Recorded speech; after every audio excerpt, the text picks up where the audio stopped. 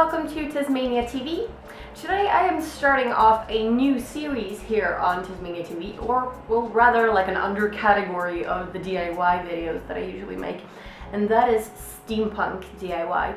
If you guys want me to do more stuff like this and you have specific requests for things you'd like to see me do that has to do with steampunk, you can post those in the comments. So today I'm going to do the first video. I have a couple more steampunk DIYs in store that I'm going to do anyway, but I'd really like to hear what you guys want me to do. And I'm no kind of steampunk expert at all.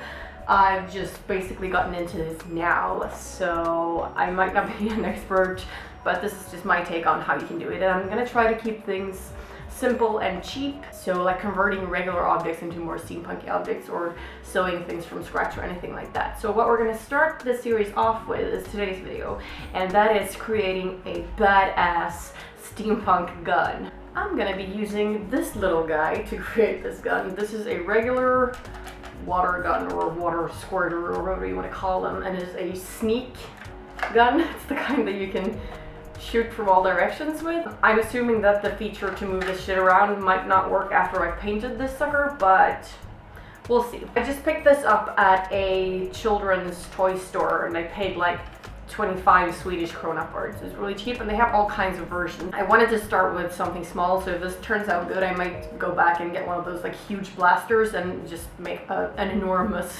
gun. But I'm going to start with this guy. So this is solid plastic, and what I've done, the first thing I've done is just scrape off the label off of it.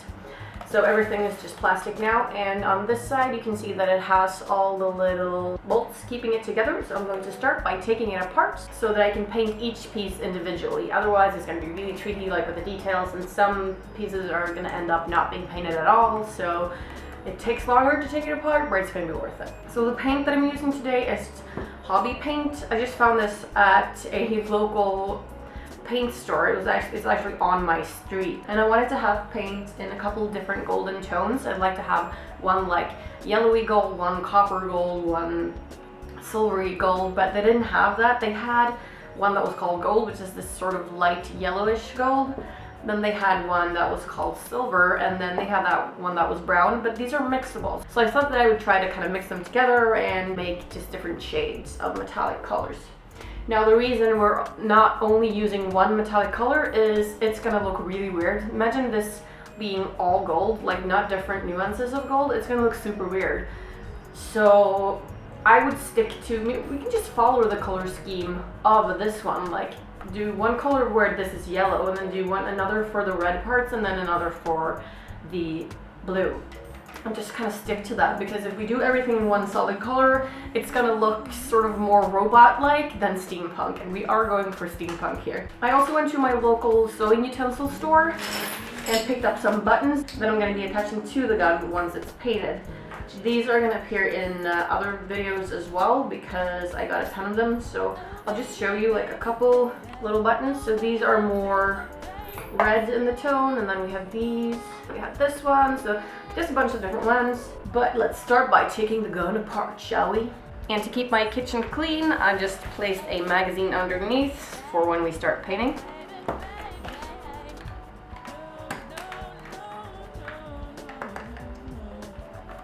If you have a really advanced water gun, you might want to make sure to note where all the screws are, as it can get tricky to put these suckers back together.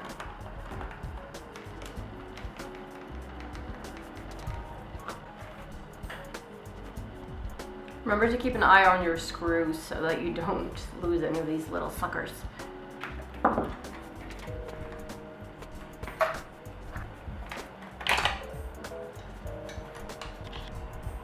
These are all the parts once the gun has been separated, and I'm now going to start mixing the colors, and then I'm going to paint. For the two big blue parts, I've decided that I'm going to be using the golden tone color the way that it is. So I'm not going to be mixing it up with anything else, but for the others, I'm going to do a bit of mixing. And I did put on some gloves to protect my hands, and I also placed a silicone like baking paper underneath, because the silicone will prevent these from sticking to the surface after they've been painted.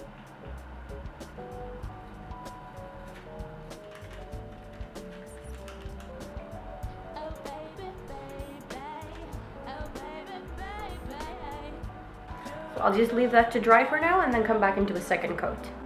The first coat of paint has now dried and it's time for the second coat.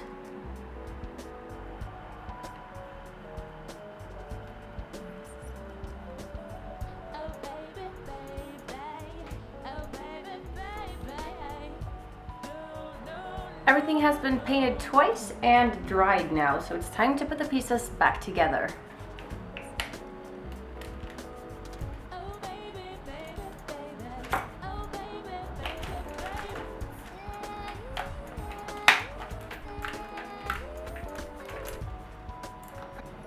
Once you put your gun together, you might need to go over it a little bit with some more color, at least if you've used the kind of paint that I have, because I did get some like chafings and stuff, and you can maybe notice a couple of spots where the color didn't take fully, or like around the screw holes. So I'm just gonna do like a final touch up with some color, but after that it's time to start decorating.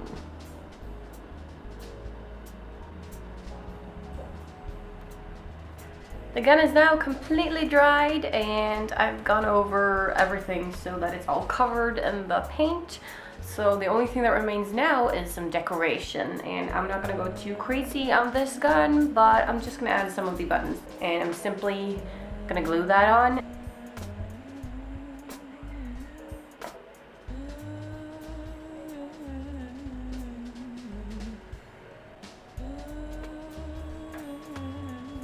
Just going to leave that to dry and then do the other side, and then I'm going to be done. Once the glue has dried on the details, your steampunk gun is done.